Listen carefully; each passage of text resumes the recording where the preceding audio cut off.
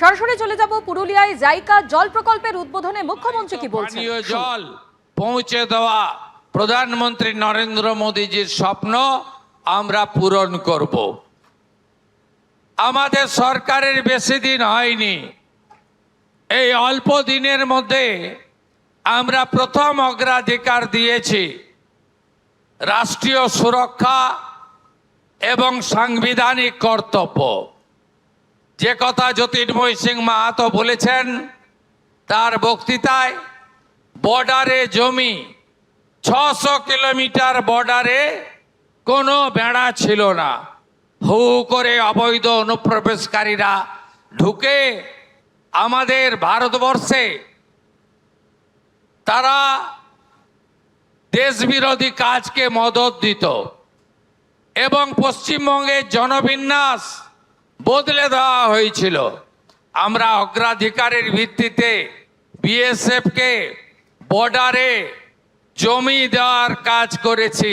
100 দিনের মধ্যে এটা সবচেয়ে বড় সাফল্য। সাংবিধানিক কর্তব্য মেনে আমরা সেন্সাসের কাজ, জনগণনার কাজ শুরু করেছি। আমরা ভারতীয় ন্যায় সংহিতা চালু করেছি। আমরা অবৈধভাবে যাদের ওবিসি করা হয়েছিল তাদের বাতিল করে দিয়েছি। আপনারা জানেন কুম্ভকার, স্বর্ণকার, তিলি তেলি এবং কুর্মী সমাজ সহ আমাদের যাদব সমাজ সহ যারা প্রকৃত ওবিসি নাপিত সহ তারা সুযোগ পেতেন না। ভোট ব্যাংকের স্বার্থে আর তোষণের রাজনীতিতে অবৈধ ওবিসি করে দেওয়া হয়েছিল। আমরা ওবিসির অবৈধ তালিকা বাতিল করেছি। এবারে দেখবেন কিভাবে স্বচ্ছতার সঙ্গে নিয়োগ হয়, কিভাবে school service commission, public service commission, police recruitment board মেধা অনুযায়ী লিখিত পরীক্ষায় ওরালের নাম্বার কমিয়ে আমরা কিভাবে নিয়োগ করব। 31 মার্চ 2027 মধ্যে শিক্ষক, পুলিশ ইত্যাদি সব মিলিয়ে 1 লক্ষের কাছাকাছি নিয়োগ হবে স্বচ্ছতার সঙ্গে। একথা আমি আপনাদের কাছে ঘোষণা করতে চাই। ওই পচা আপনাদের আটাগুলো আমরা বন্ধ করে দিয়েছি। আপনারা ভালো গম পাবেন তার ব্যবস্থা আমরা করেছি। 5 লাখ টাকা পর্যন্ত চিকিৎসা ফ্রি করার জন্য আমরা আয়ুষ্মান ভারত কালকে চালু করে দিয়েছি। 1.5 কোটি পরিবারের 6 কোটির বেশি লোক, ইনক্লুডিং আমার আশা আইসিডিএস দিদিরা এবং 70 ঊর্ধ্ব সমস্ত সিনিয়র প্রবীণ নাগরিকরা ভারত, পশ্চিমবঙ্গে শুধু নয় ভারতবর্ষের 38,000 হসপিটালে, প্রাইভেট এবং সরকারি হসপিটালে আয়ুষ্মান ভারতের চিকিৎসা পাবেন। যারা আয়ুষ্মান ভারতের মধ্যে আসতে পারলেন না তাদেরকে একইভাবে 5 লক্ষ টাকা পর্যন্ত গোটা ভারতে একেবারে সমান সুবিধাযুক্ত মুখ্যমন্ত্রী স্বাস্থ্য বিমাতে আমরা আরো 80 লক্ষ পরিবারকে যুক্ত করতে চলেছি। আগের সরকার 60,000 টাকা করে দিয়েছিল, বাড়ি তৈরি করে ফেলে রেখেছিল অনেকে। ওই তালিকায় ভুয়া ছিল।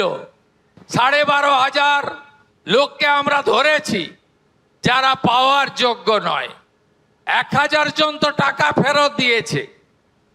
আমরা সেই 10,20,000 পরিবারকে যারা কাজ শুরু করে বর্ষায় তারা অপেক্ষা করছিলেন সরকার তো বদল হলো, আমাদের 60,000 টাকা করে পরের কিস্তিটা পাবো কিনা। আমরা তাদেরকে 60,000 টাকা করে গত সপ্তাহে 6,000 কোটি টাকা দিয়েছি। 100 দিনের মধ্যে আমরা এই কাজগুলো করেছি। আইসিডিএসে বাচ্চাদের খাবারের রেট ছিল 8 টাকা, আমরা করেছি 10 টাকা।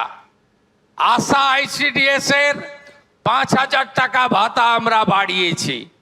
আমরা বার্ধক্য ভাতা, বিধবা ভাতা, দিব্যাঙ্গ ভাতা এই মাস আগস্ট মাস থেকে আপনারা সেপ্টেম্বরে যখন টাকা পাবেন আগস্টের 500 টাকা বেশি পাবেন। জুলাই 5 পর্যন্ত যত বকেয়া ছিল আমরা শোধ করেছি।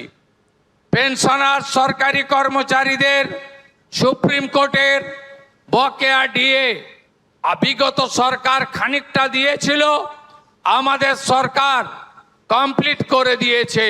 মোট 12,000 কোটি টাকা প্রায় আমরা কমপ্লিট করে দিয়েছি তাদের সুপ্রিম কোর্টের নির্দেশ অনুযায়ী বকেয়া।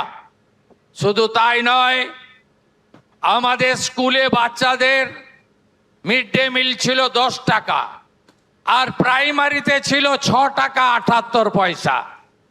বিজেপি সরকার প্রাইমারির বাচ্চাদের খাবারের জন্য তাদেরও 10 টাকা করে দিয়েছে, যাতে তারা ভালো খাবার পায়।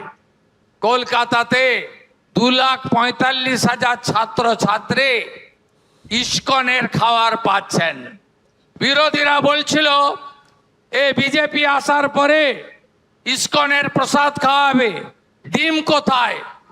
আমরা ইস্কনের শুদ্ধ খাওয়ারও যেমন দিচ্ছি, সপ্তাহে 2 দিন ডিম দেওয়ারও ব্যবস্থা করেছি। এর পরের তালিকাতে আমরা পুরুলিয়াকেও যুক্ত করেছি। পুরুলিয়ারও মিড ডে মিল ইস্কনকে আমরা দেব। রাঁধুনিরা তারা নিশ্চিত থাকুন তাদের কারো কাজ যাবে না, এবং সপ্তাহে এসএইচজি গ্রুপকে দিয়ে আলাদা করে 2 দিন করে ডিম সিদ্ধ তাদেরকে দেব। আপনারা ভাবতে পারেন 2017 সালে হসপিটালে কারা যায়? আপনারাই যান। 2017 সালে 3 বেলা খাওয়ার 56 টাকা 40 পয়সা ছিল। আজকে 26 সাল, এই টাকায় খাওয়ার হয় না। আমি পিজি হসপিটালে গিয়ে দেখে এসেছি, বলে দুপুরেও কুমড়ো, সন্ধ্যাতেও কুমড়ো। আমি জিজ্ঞেস করেছিলাম কেন? বলে 56 টাকা 40 পয়সা রুগী প্রতি বরাদ্দ, এই টাকাতে 3 বার খাওয়ার দেওয়া যায় না। আমরা আগস্ট মাস থেকে হসপিটালে 110 টাকা করে দিয়েছি, যাতে 3 বেলা আপনাদের ভালো খাবার দেওয়া যায়। এবিপি আনন্দ, এগিয়ে থাকে, এগিয়ে রাখে।